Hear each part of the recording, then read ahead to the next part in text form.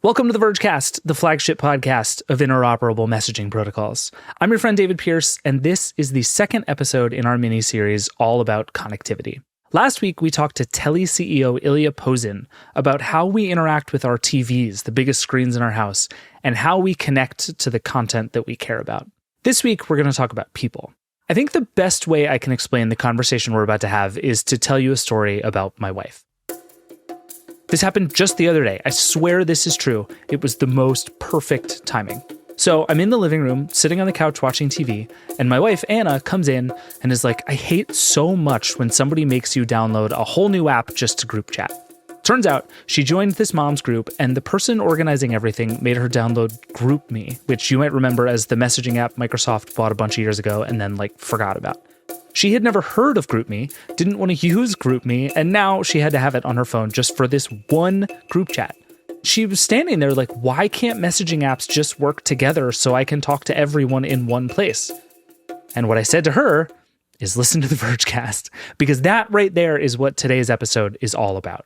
How did we get to the point where talking to my friends requires a half dozen apps, and I have to check 10 inboxes every day, and I have to have this mental map of who I talk to in WhatsApp, and who I talk to in iMessage, and who I talk to in Instagram DMs, and on and on and on. It's awful.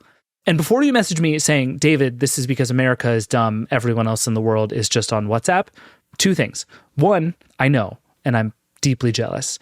And two, I don't think that's actually a good answer either. We shouldn't all be on one platform. There are lots of these platforms and systems out there. Shouldn't they all work together, like the web or like email? I kind of think it should, and the person I'm talking with today absolutely thinks it should. My full name is Eric Migicovsky. Eric is the co-founder and CEO of Beeper, a newish universal messaging app. Beeper's big idea is to take all your messages from all of your apps, Twitter, LinkedIn, iMessage, Slack, a bunch of other places, and put them all in one place. I've been a Beeper user for a couple of years now, and the app is definitely still new and definitely kind of hacky, but this also feels like the way things obviously should work. One place for all your communications that just makes sense. So why doesn't it work like that? And can we get this sprawling, messy chat ecosystem back to a place that makes sense? That's kind of my big question going into this. The first thing you need to know about Eric is that before he started Beeper, he was the founder of Pebble, one of the early smartwatch companies and one of the more interesting and beloved hardware startups, I think, ever. So I figured, you're making a smartwatch, you're thinking about chat and notifications, so suddenly messaging gets stuck in your brain. That's where I assumed this story started. But Eric said no, it actually goes back much, much farther than that. I think that because of my era, like when I started to use chat and when I started to use the internet, I associated a lot of my experiences of, being online, finding groups of friends, hanging out with my friends. Like we hung out on MSN. After school, you'd, fire up the modem or DSL or whatever you had, and you'd hang out, you'd do homework, and you'd wait for, well, actually, it probably even goes back to ICQ. That uh-oh, remember that sound? Yeah, of course. It was addictive because it was a reminder that there was someone who was, pinging you and wanted to chat. Got to the point where my dad could actually emulate the uh-oh sound and cause me to drop whatever I was doing in the house and just run back to my computer because I needed to get there before he or anyone else in the family did because, shared computers. Yep. That was back in the days of the computer room. Yeah. And so my experience with chat is kind of foundational to computing. Like every device that I pick up, I use it to chat with friends. And I think I've benchmarked myself against other folks and I can kind of see how my chat patterns, I spend a lot of the day chatting. I grew up in Canada. I've lived in Europe. I've lived in Asia. I now live in California. I have collected friends and family members on every single chat app in existence. And for some crazy reason, each place around the world kind of has a different chat app as their primary means of communication. So I've collected friends, 2 or 3 people on every single app. And this is obviously all leading towards starting Beeper. But in the last, 10 years, there really hasn't been a single app that you can use to chat with all of your friends. We were forced to download 5 to 10 different apps. Even if you just wanted to message like one person.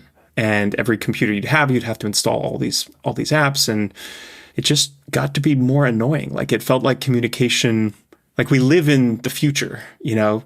I just tried out ChatGPT for the image recognition one. It's crazy. It's like wild. We literally Yeah. are living in the future. But for some reason, the experience of chatting is still stuck in like 15 years ago. Yeah. Why do you think that is, actually? I've spent some time looking into this, and I've heard a lot of people blame a lot of things. Like we had that era of Adium and Trillion and this idea of messaging that worked kind of like email, right? Where you could have an account on a bunch of different platforms, but all these platforms more or less could talk to each other. It wasn't always perfect, but it kind of worked. And you could at least have an app that had all the platforms in one place. Even if they weren't talking to each other, you could at least have them all in one place. And then that broke. And I've talked to people who blame Facebook. I've talked to people who blame Google. I've talked to people who say, well, it was just never going to work that way forever. What's your sense of what led us down kind of that wrong siloed path we've been on for the last decade? I think there's a couple things at play here. One is the shift to mobile. 2007, the iPhone came out, and that changed everything. Everything that had existed on the internet before was based on long-running socket connections to a central server, or, you know, a P2P style torrent, you know, distributed mesh network.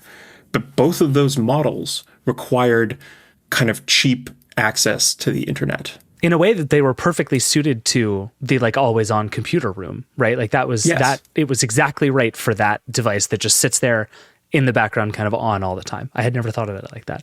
IRC doesn't actually have, like when you log into an IRC server, you don't get any history. You have to have your IRC client running 24/7 in order to be able to see what was happening in the scroll back. So that's just like an indicator of how little the world was set up for, or the kind of internet as a whole was set up for this big shift to mobile. And so with the shift to mobile, all the existing chat apps died. They weren't ready for it. And new apps sprung up to fill the void. WhatsApp, iMessage, Telegram, Snapchat. They were all built mobile first.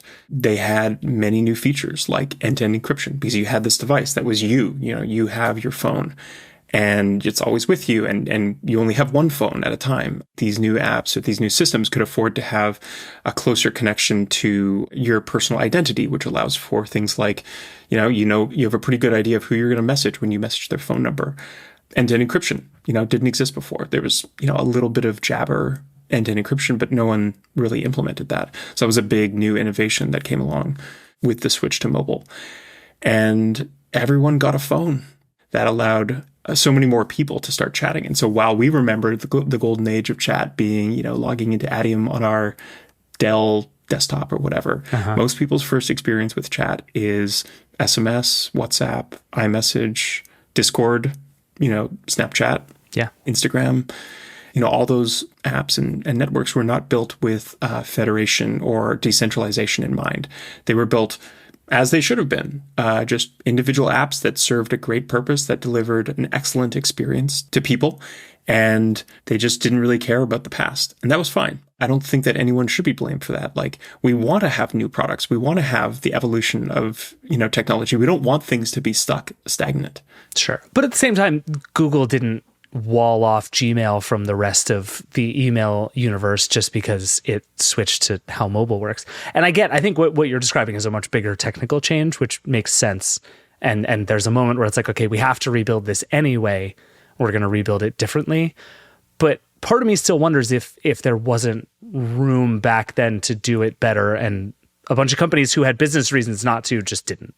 Yeah. And I would actually take Google aside and say that everyone else is net neutral if, they're not maliciously trying to make life worse for people. But Google actually goes an extra step to say, even though it's harder to make something with an API, or even though it's harder to make something that's federated and decentralized, I think Google goes a step in that direction to say, look, let's at least try. And I think that just goes to the core of, Google's hacker, sensibilities. Yeah. But no one else seems to have that. So that's, but if you look at the major players like Facebook and Apple and even SMS to a certain degree, no, there's no ability for other apps to interact with those systems easily. I mean, for so many years, Facebook's own apps didn't interact with each other. Like it was not even a thing anybody thought about for so long. Yeah. Now that we're talking about it, like technically Facebook Messenger did actually support Jabber back in the day. And so you could message someone on Google Talk from Facebook Messenger.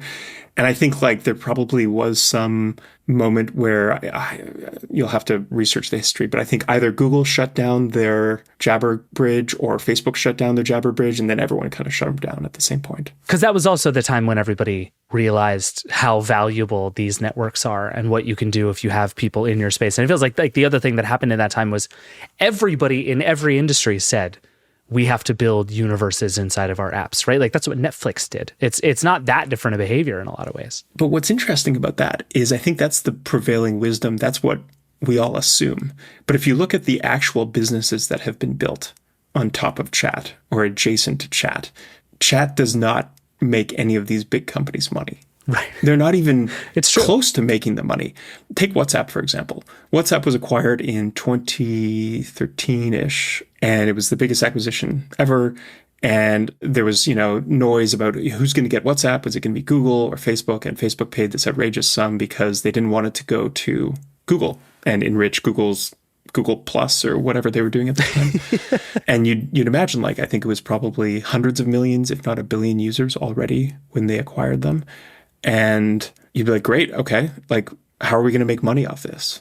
And we are 10 years later, and I don't think WhatsApp is making significant money for Facebook at all.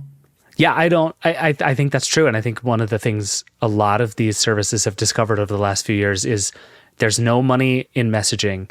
And if you try to stick money making things into messaging, people will revolt. Like I think back to Google Allo, where they were like, we're going to bring in an AI assistant that's going to help you buy tickets when we understand that you're talking about tickets. Isn't that useful? And everybody went, no, that's horrible. Just let me talk to my friends. What I find is remarkable about this as someone who's building a chat app where, our plan is to actually just charge people money. Chat is so fundamental to what we do. We do it dozens, if not hundreds of times per day. If you look at your screen time across all your devices, it probably doesn't, maybe it adds up to like an hour or two, but the number of interactions that you spend in chat across all the different chat platforms that you have is mind-boggling. That is the way that we as humans communicate. Like it's no longer phone calls. It's no longer email. The future is chat. That is how we communicate. And as a product, it has been kind of left by the wayside because of this unclear definition around the business model. So what I mean by that is iMessage started in 2011, I think. WhatsApp just a few years before that. If you look at roughly how these apps work, there's an inbox and there's a conversation view, a chat view.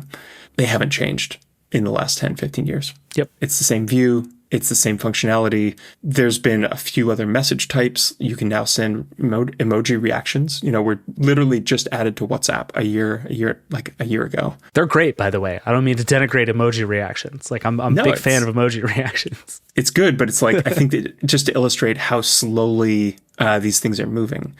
And, part of that's a symptom of getting to scale. Like once you have 3 billion users, it's harder to steer the ship in different directions. But what I think is missing is an opportunity for other people to build on top of these communication protocols and expand what we can do with chat, in instant messaging. Just look at email. As a counterexample, when you have an open standard for communication or for email, or you have Gmail, which goes out of their way, again, to allow other kind of people to build on top of it, whether it's plugins or alternative clients or just the API. You get an evolution, a very clear timeline over the last 15 years of new productivity software, of new casual fun, entertainment. You get kind of this work operating system that people now use through Google Workspace and all the apps that you can associate with your Google account. That Cambrian explosion of tools built on top of Gmail is just completely and utterly missing from chat because of the fact that there is no API for iMessage or WhatsApp or even SMS to a certain degree. Actually, I guess SMS and Twilio is a kind of good counterexample of what happens when there is at least one kind of side door that you could get into and build on top of. But in the case of iMessage and WhatsApp, like there's basically nothing. You can't build on top of those systems. All right, we got to take a break, and then we'll be back with more from Eric.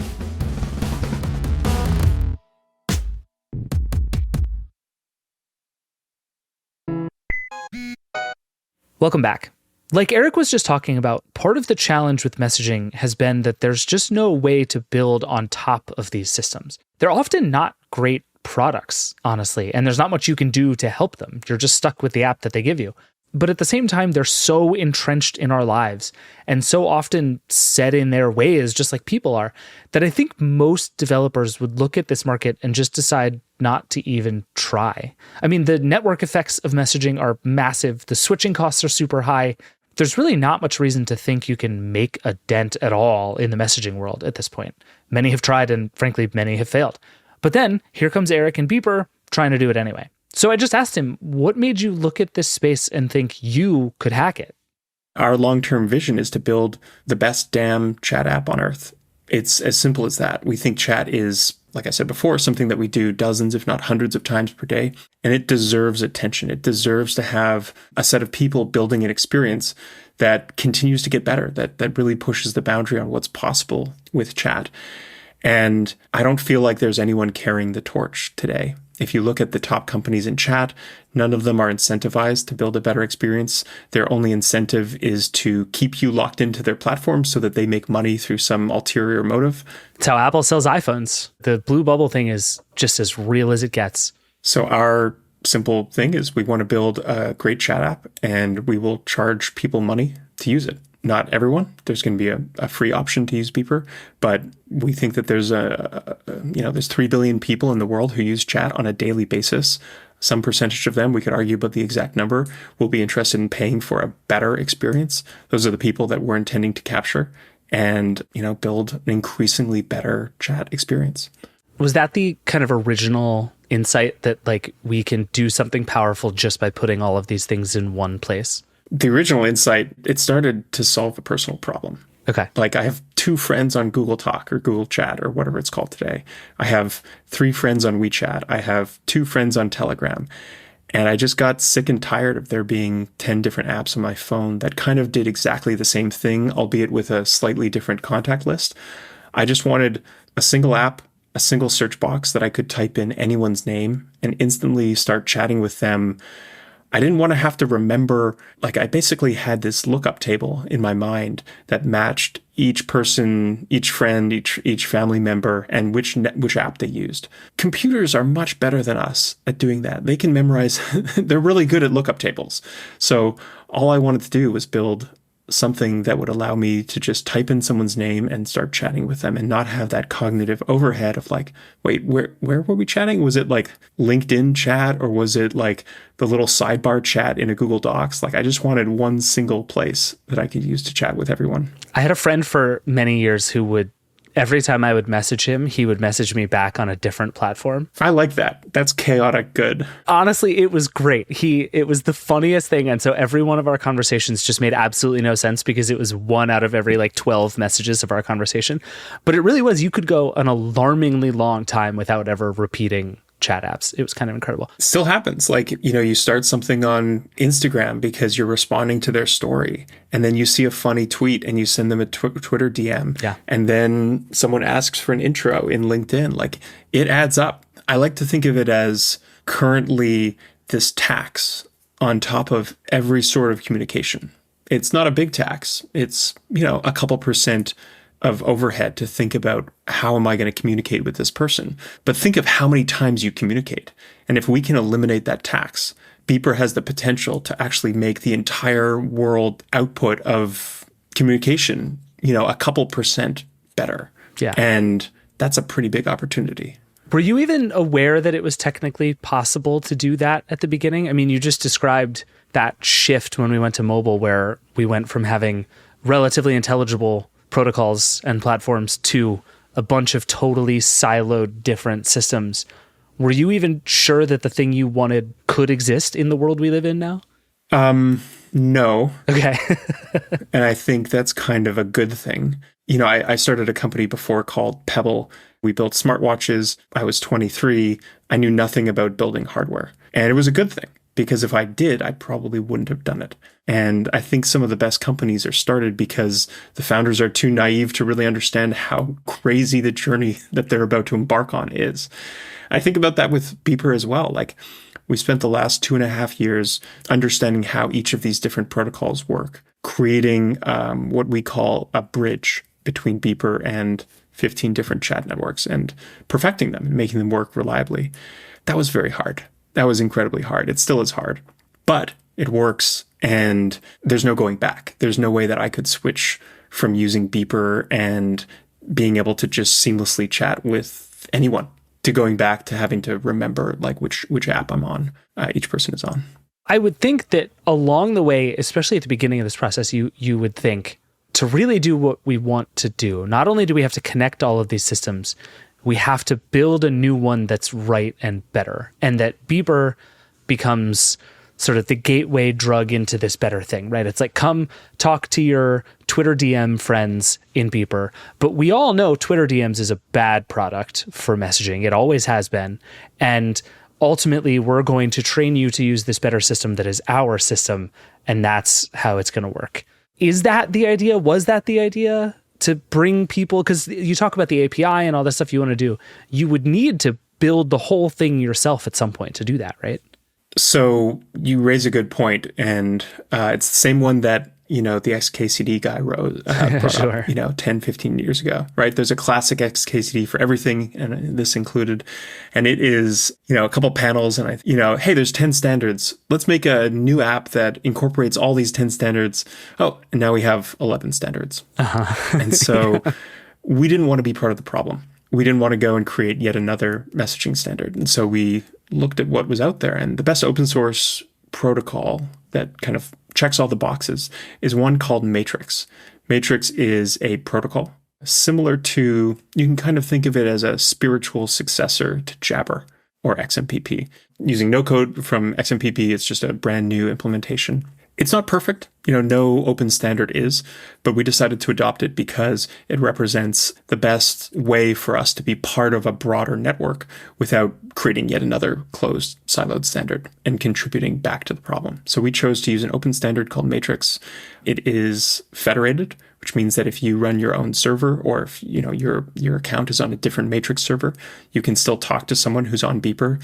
It's very similar to email in that regard. Like, you have an account on Beeper, you have an account on Gmail.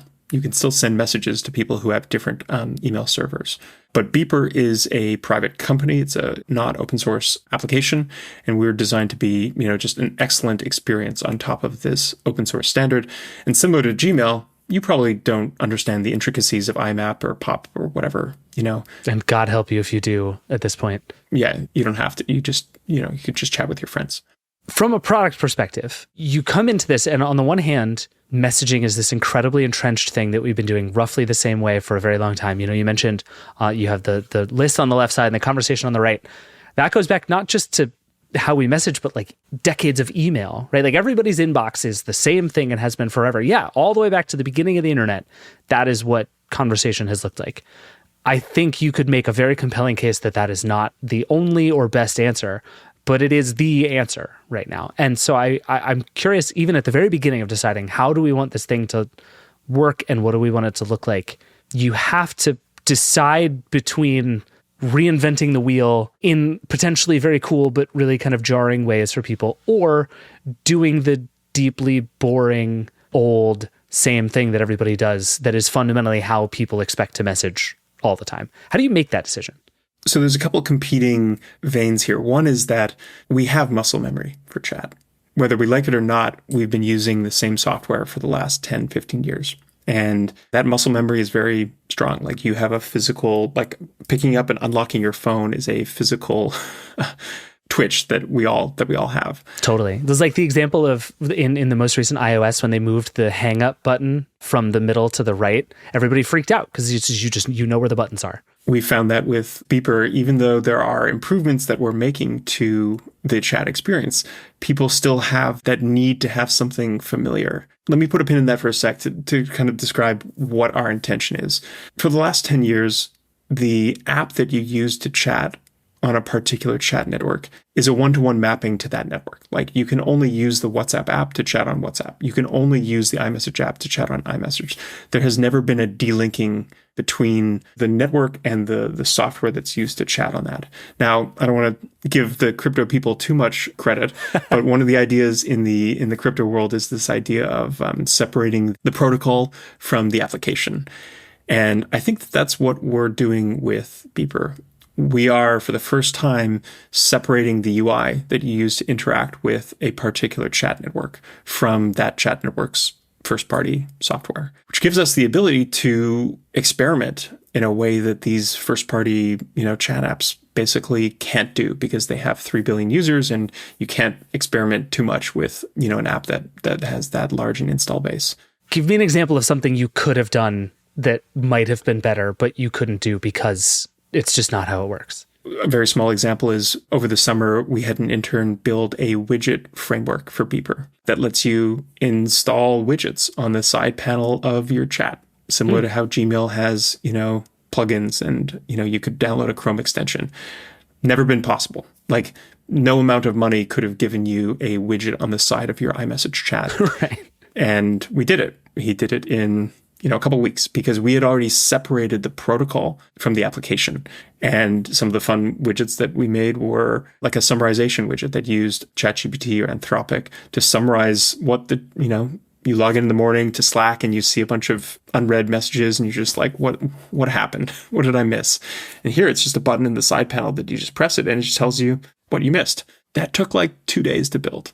And it's only possible because we've separated the protocol from the application layer. So that's an example. Like, we're still early. I think we've worked really hard to get the foundation to work, to make sure that Beeper is reliable, to make sure that it sends and receives messages. Remarkably hard. It took longer than expected. But we dedicated all of our effort just to doing that. And it's still taking quite a bit of our effort. So over time, we'll begin to use the fact that we have this kind of separation. But honestly, like, some of the basics hadn't been done in messaging.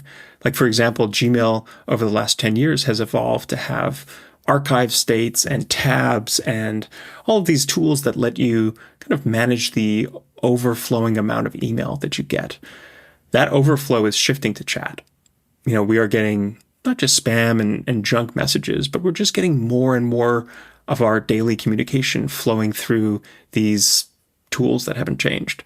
And so a lot of what we did at Beeper was just add kind of basic inbox management stuff that email has had forever that make it a bit easier for you to deal with, your inbox. And we've added things like being able to archive messages. You can move chats from your main inbox to other folders. You can mark things as low priority. And those have been just incredibly helpful for people that are using chat as their primary means of communication.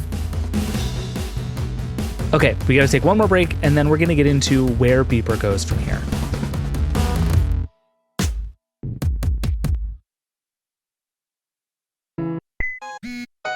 All right, we're back. Let's get back to talking about Beeper, which I really do continue to think is one of the most interesting messaging apps on the planet. And that's in part because its strategy is to invade the messaging app ecosystem as it already exists. I've been using Beeper for a long time, like I said earlier, and I've kind of watched the company lose connections to services and get them back and support new stuff and drop support and re-add support. And in general, I just can't imagine that the messaging apps, which, like we've been talking about, don't have APIs or developer platforms and really want you to stay in their walled gardens, are psyched that Beeper exists at all. So I just asked Eric, is this app a series of elaborate hacks designed to get around messaging apps that would rather you not do all these things? How much do these companies know or care what you're doing to their systems? At the end of the day, these are your chats. These are your friends. These are your connections. This is your life. Like, our life is illustrated by the messages that we send to our friends and family and our colleagues. A lot of the kind of AI one-offs that you've seen are people like training an AI on their chat messages. That's because, your messages are you. Like, they are an embodiment of kind of your relationships and your connections. And I think what we're doing is saying, like, you should be in control of your own messages. And it's remarkable how we take that for granted on other things like email or calls or Google Docs or whatever. Like, all of the other forms of, communication are your own. They're owned by you. But chat, we kind of have accepted this world where, like, there's these silos and those chats are stuck in the silo and we're going to be okay with it. I think what we're doing is saying, like, no, actually, you should be in control of who you're chatting with, and you should have access to your message history, and you should be able to decide, which client you use to send messages on each of these different networks. And that's all we're doing. Like, you can kind of think of it as a browser. When you open up Instagram.com in Chrome or in Arc or in Brave, you're still just, sending and receiving messages on Instagram. That's basically how Beeper works. Okay. I believe you that you believe that. I am less convinced that Apple thinks all of my iMessages belong to me and are mine to do with as I please. I think you're right. I'm just not sure that's a super popular opinion in the messaging world. I think, honestly, like, it kind of doesn't matter what Apple thinks. There's 3 billion people who use chat in the world. There's a lot more of us than them at this point. And it matters what you think is right. And so it is, to a certain degree, up to us as users of chat protocols and chat networks to say, this is what I expect. This is my minimum bar. Part of the reason why these companies can get away with it is it's practically impossible to change. There is no free market right now in messaging. Yeah, that's true. If you have, an Android phone, you can't send a message to someone on iMessage. If you are on WhatsApp, you can't send a message to someone who is on Telegram. And these companies exploit that kind of social dynamic to make it harder for you to actually, harder for companies like Beeper or other chat providers to actually compete in terms of features or capabilities. The lock-in effect is real. Yeah. And so what we're doing is, like, giving people a choice for the first time, giving, Americans, giving Europeans, giving people around the world a chance to actually choose which software they think offers them a better experience without having to worry about the lock-in effect. And if you look at the kind of winds of change in Europe with the Digital Markets Act, or in the US with the American Innovation and Choice Online Act, there are a few movements that are taking shape to say, actually, for the good of us, for the good of, the world, we need to be able to have the freedom to choose. And that's, slowly happening. And I think it's going to be harder for these large companies to come out with free market, anti-competitive products like the current suite of chat apps in the future. Yeah, I was going to ask this question later, but since you brought it up, I'll just ask it now. The thing about the regulatory stuff, especially this idea in the EU that chat apps essentially have to interoperate. That is the road we are headed down. It's the law. I've wondered for a long time whether that essentially obviates Beeper over time because these apps you already use are going to be forced to integrate with one another, or if it gives you an actually level playing field to be on, because instead of having your It's fantastic. It's fantastic. You're psyched It's about fantastic. This. Okay. Oh, absolutely. Oh, yeah. The world needs to have the ability to communicate. But no, I agree with that. Give me the ruthless capitalist case for why this is good for Beeper. In terms of building a better chat experience, are you going to bet on the product management team at Apple who builds iMessage and makes small changes to the UI every year that don't really have too much impact on how you use it? Or are you going to bet on a company whose entire life is chat and our entire goal is to build the best chat experience? Some of my favorite chat apps today are Telegram and Discord, besides Beeper. I think, the Telegram has a 30-person team, theoretically, I think, building what's arguably a much better chat experience than any of these, larger, more well-used apps. And so given the freedom to message and interoperate, yeah, Beeper is going to take off because we offer a better experience than the other ones. And people can't switch because, they're currently locked in. One other thing I don't know if struggled is the wrong word, but I've thought about this a lot as I've been a Beeper user over the years. One thing I keep doing all the time is turning on and off LinkedIn. And there's this thing that happens. It's made me realize, yes, all these apps are chat, but they have very different norms and they have very different systems. And I have really different rules in different places for who's allowed to contact me and when. Like if I got as many messages on WhatsApp every day as I do on Slack, my phone would explode, which is not like a brag. People talk too much on Slack, right? But is it doable, do you think, to have all of those systems and all of those norms and all of those unwritten rules about how we talk to each other and about what, like to some extent you're doing this like context collapse of all of these different places into one thing in a way that's really useful, but also really mind-bending for me. And sometimes like I go from one chat window where I'm talking with my friends to another identical looking chat window where I'm talking to like the random person who just added me on LinkedIn. And that's really useful, but also kind of mind-bending in a way. Is it possible to do all that?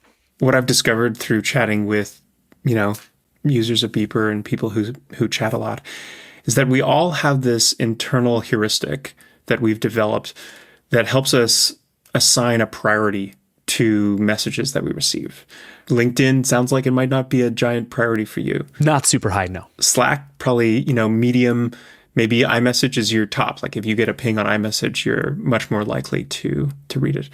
You hold this heuristic and you use that daily to kind of prioritize incoming messages. You are unique. No one else prioritizes messages in the exact same way that you do. They should. I'm right. There's 15 different networks and everyone is unique. Everyone is a butterfly. And what's interesting is that we all think everyone else has the exact same heuristic. And so this manifests itself in some complicated ways. When you send someone a message on iMessage and they're in Europe, you think that you're now trying to be like the most important, like you think that because you assign a higher weight to iMessage, if you send someone an iMessage, this means like, hey, you should, respond to this because, this is an important message. But that's not necessarily their heuristic. Take salespeople, for example. I'm not a salesperson, thankfully, but they love LinkedIn. Mm-hmm. Salespeople love LinkedIn. Recruiters love LinkedIn. And so if they get a ping on LinkedIn, wow, like this might be like, move over the rest of the day. Like this is the most important thing that came across my desk. Think of demographics differences. Think of the difference between Snapchat and Instagram. Think of the like subtle differences between friend groups that are gamers on Discord versus, open source hackers on IRC. Everyone has a slightly different way of balancing that priority. And this is one of the biggest challenges that we face at Beeper. We pull in messages from all of your different networks. And that's great for all the reasons that I outlined around, having one search box, having one single app to install on each of your devices. It does sacrifice right now some of the metadata that's associated with it's like the game behind the game, right? When you get a ping on Instagram, or you might not even have notifications set up for Instagram, right? You might not assign any weight to Instagram. We miss that. And that's something that we are looking at how we can actually reintegrate that into our system. So it's on the to-do list. It's something that we're working on. But I would hazard a guess to say that those network-based heuristics that you've developed are only an approximation of the actual priority. They're good rules of thumb, but not 100%. Like for example, LinkedIn. I get a lot of spam on LinkedIn. But it's one of the only open inboxes that I have on the internet. Like I have my Twitter DMs open, but for most people, LinkedIn is the only way that friends from high school could contact them because your LinkedIn probably shows up at the top of, the Google search for your name. And occasionally I get really heartfelt and interesting messages sent to me via LinkedIn because that's the only way that people who don't have my phone number or email address can contact. And I think about that a lot, that the best system for relative priority ranking is one based on the person that's trying to contact you, the type of message, and the meta kind of relationship that you have with that person. And all of that data is in Beeper. And so one of the things that we're working on is how we can use that metadata. How frequently do you talk to this person? Have you talked to them in the past, but you haven't talked to them in years? Have they sent their 30th message to you today? Like, how quickly do you respond to them? Do you respond to them on multiple platforms? Is this a person that you talk to on Instagram, iMessage, and Slack? Is this a work contact? Do they talk to you mostly during work hours? Are you part of groups with them? There's so much metadata that can be used to assign or help like gauge priority. And I'm really excited that we are the first platform ever that has clear visibility into all of these different signals. And one of our big initiatives is figuring out how we can integrate these signals in a simple enough way to help you make better prioritization decisions so that you don't have to use a hard and fast rule, a clunky rule. Like LinkedIn is not useful to me. It might work most of the time, but I want to figure out a way that we can actually get that nugget of gold, that one old friend that sent you a LinkedIn message that you would not have actually read for years if you don't go to your LinkedIn inbox like I used to, and bubble that up. And at the same time, the heuristic that you've set up, which is iMessage is king, right? That is, the main network. It's not as good as of a high signal to noise ratio as you think it is. No. There's 2-factor auth codes, there's DoorDash, there's Uber receipts, there's spam, there's SMS, there's all this crap. Yeah. There's groups that people add you to that you don't really want to see at the top of your inbox, but you don't really want to leave.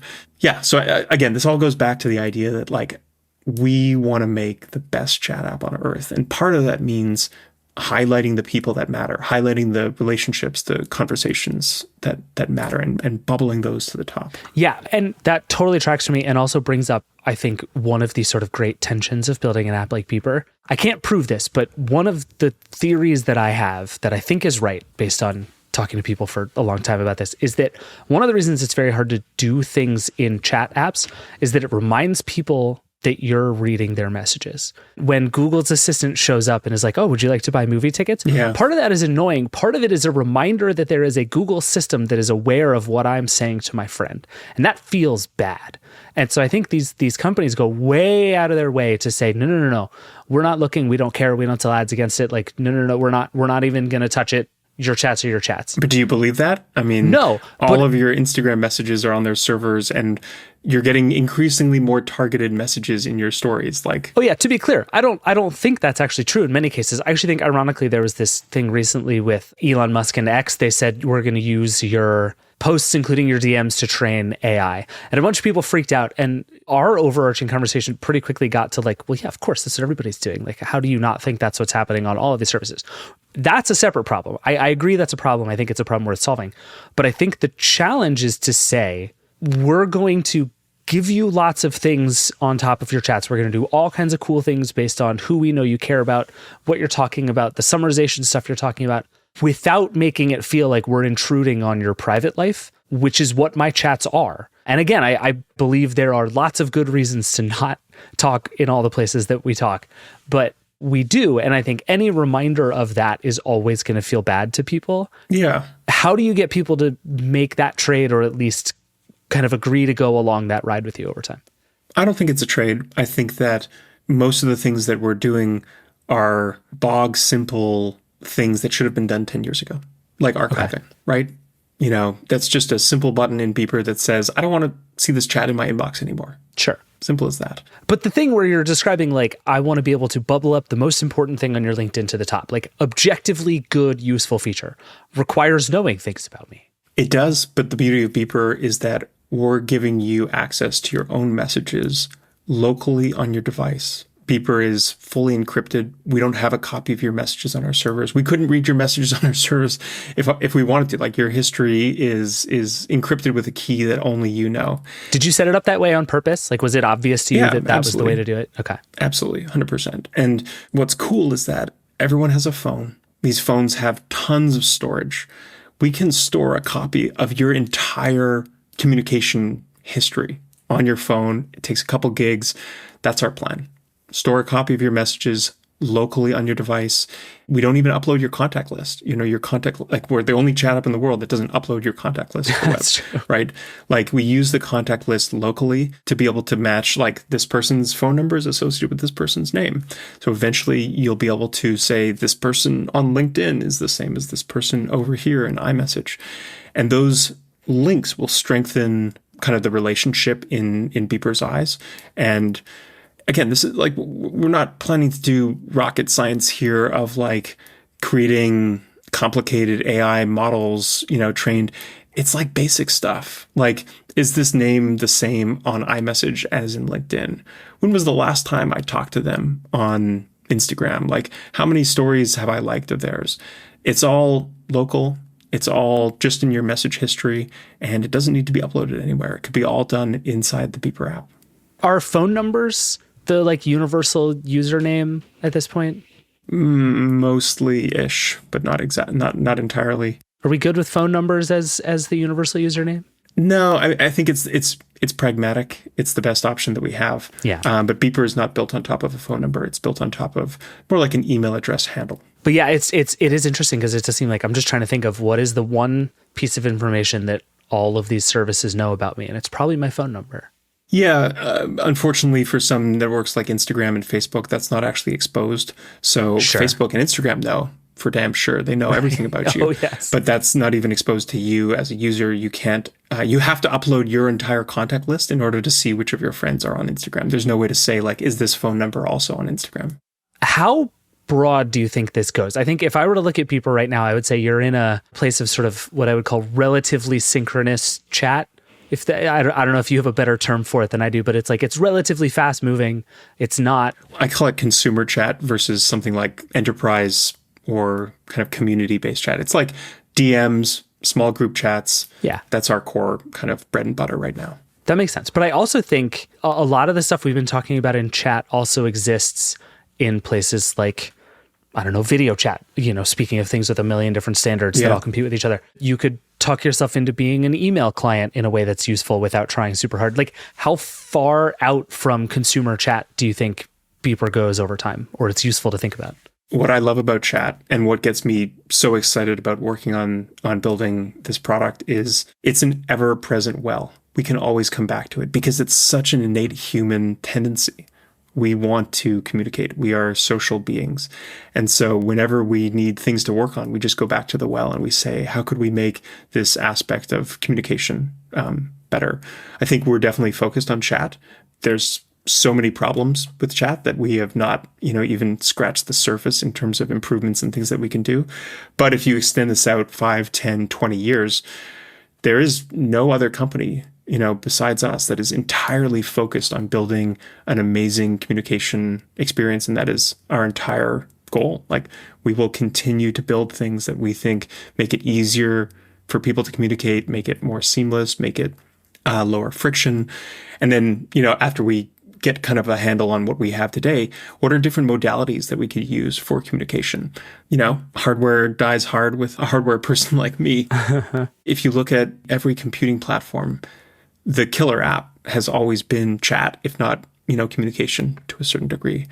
And, playing the clock forward a little bit, we are, I am floored by the fact that I have 7 Google Homes in my house and I can't send a damn text message from them. Or I can't send a message to my wife who has an Android phone and seamlessly start voice chatting with her. Like, maybe if she had Duo, we might be able to. It's just like there's no way for us to do kind of simple communication. There's all these different apps and there's all these different devices, but there's no one way to communicate. And I think that one of the things that, again, going back to this idea that we have of separating the protocol from the application, from the experience, we have this unique ability to say we can communicate to anyone on any chat network. Could we build an app for AirPods, that lets you just, you're driving and instead of having to mediate things through CarPlay or through Android Auto or something like that, like what if we could just override that and become your earpiece that, connects you to other people through Beeper? Same thing with around the home, but that's kind of boring and, you could already predict that. Like, I'm excited to think, like, in 5 years, what will we be doing? What new devices will we have and how will we communicate on them? Yeah, I think that's really interesting. And it also sounds like the road we're headed down, which I think is the right one, but is going to be a really tricky one to pull off, is to separate the person from the app, right? Like, you're talking about the lookup table. It seems like the end result is just that if I want to call you, I just call you, and I actually don't have to think about how it's calling you. It can call you on any number of platforms, and ultimately I don't have to care. Is that where we go? Yeah, the end result here is telepathy. Like, how can I send a message to you as a person rather than you as an inbox in, Facebook or iMessage or whatever? And you can do that without building yet another standard on top of all the other standards? I hope so. And I think that, once this gains steam or gains momentum, I think that other people will realize that as well and hopefully join in the fun. Because the real ticket here is building a better experience rather than a network that just locks you in. How is it going convincing people to pay for this? This is the kind of thing people have never paid for, except for like email sickos who pay $30 a month for Superhuman. But this is not, consumer chat is not a thing people are used to paying money for. And I grant that you're offering, different kinds of features and power user stuff that people are willing to pay for. But ultimately, long run, can a paid chat thing work? I would say that people do pay for communication. We pay for tools that help us communicate. We pay $80 a month for our phone plan. Sure. We pay for any number of video chat pieces of software, that we use. It's a smaller budget than it was in the 90s where we all had long distance plans as well. Right. But there is a chunk of money that people will put towards improving their communication. That's what we're going after, but we're also looking to grow the pie. Fair enough. All right. Well, we're going to have to come back and do this again because this, like you said, this stuff is not done changing. It's going to keep getting weird and in fun ways. But thank you for doing this. I really appreciate this. This was really fun. No, anytime. It was good to chat. All right. That's it for the Vergecast today. Thanks so much to Eric for being on. And thank you, as always, for listening. The show is produced by Andrew Marino and Liam James. The Vergecast is a Verge production and part of the Vox Media Podcast Network. We will be back with episodes on Wednesday and Friday. There's lots of news to cover this week, more gadgets to talk about, believe it or not, and we're going to have the long-awaited Meta Vergecast episode coming really soon. And we'll be back next Monday with the third in our 4-episode series all about connectivity. We'll see you then. Rock and roll.